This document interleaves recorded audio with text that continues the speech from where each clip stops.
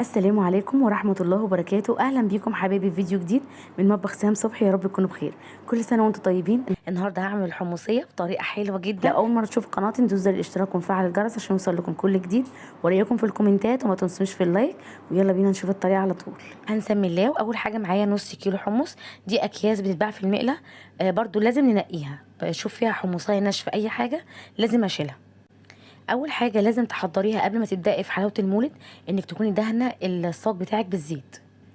وهجيب الطاسه اللي هشتغل فيها واجيب الميزان واحط الطاسه واصفره بالشكل ده. هنزل على الطاسه بتاعتي ب 240 جرام من عسل الجلوكوز. عسل الجلوكوز متوفر في محلات الحلواني. وهنزل عليهم ب 240 جرام من السكر، بيعادل برضو كوبايه كبيره. هنزل عليهم ب8 معالق كبار من الميه، دي معلقه الاكل. هاخد الطاسه بتاعتي على النار هاديه على البوتاجاز، وانا شغاله في حاطه العسل على النار هاديه. هحط الحمص كمان على نار هاديه لحد ما يسخن. انا عايزه اي رطوبه في الحمص، سواء الحمص او السوداني، لازم نخرج منه الرطوبه. العسل ابتدى يدوب معايا كده بالشكل ده، هديه تقليبه خفيفه جدا. اول ما الخليط يغلي معايا هنزل عليه برشه من ملح الليمون. شايفين يا جماعه شكل العسل بقى شفاف ازاي لما حطيت ملح الليمون؟ لما الاقيه شفاف كده هبتدي بقى اخد كده اعمل له تيست.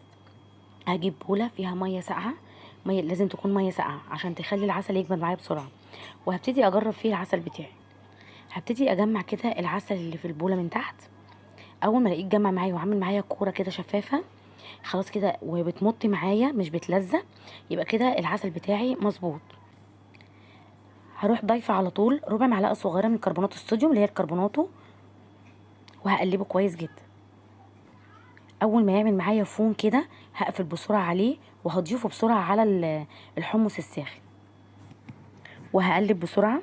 المعلقه اللي انا بقلب بيها مدهونه بالزيت.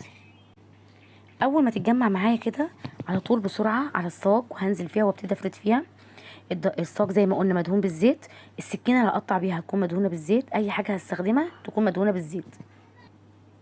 هبتدي كده بقى، انا فردته كده في الصاج وكنت بلى ايدي بالزيت. هبتدي اقطعه بقى دلوقتي وهو سخن كده. اول ما يبرد تماما هفككه كده من بعضه بالشكل ده. وبكده خلصت الحمصيه. رب اكون افدتكم، يكون الفيديو عجبكم. كل سنه وانتم طيبين.